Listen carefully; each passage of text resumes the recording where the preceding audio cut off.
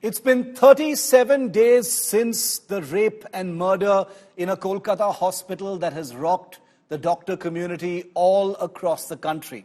While protests in other parts of the country may have quietened down, but the angry doctors of Kolkata are in no mood to give up. Consistently, they've put Mamata Banerjee and her government in West Bengal on the back foot, defying all manner of pressure, all manner of threat, invitations for meetings that have led nowhere, attempts to smear their intents, attempts to discredit them, attempts to threaten their careers, attempts to foist cases on them. None of it has worked so far, and that's the reason why in the last 5 days, Mamata Banerjee has attempted a new kind of approach. She's tried the soft approach. She's told them, I'm not here as your chief minister, I am here as your Didi, your elder sister. This is a chief minister who has realized that the narrative is out of her hands, and now if she is to make any headway with the doctors, she needs to try something else entirely.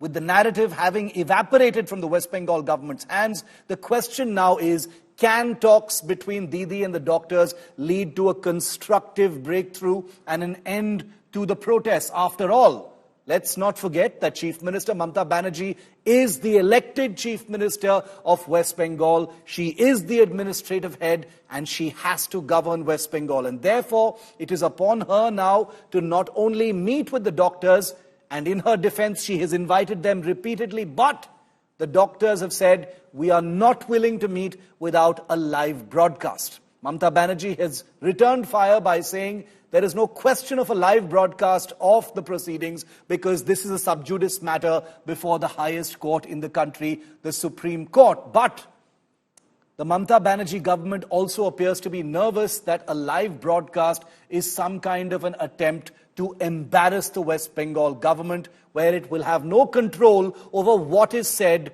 behind a closed-door meeting.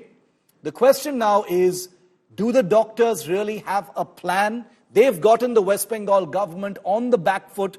They've proved their point as far as owning and keeping to their word and making sure that the strength of protests on the streets of Calcutta do not actually evaporate or dissipate. They've proven that point. The question now is, after attempts to threaten them, after attempts to pressurize them, does it now come down to focusing on a real constructive breakthrough?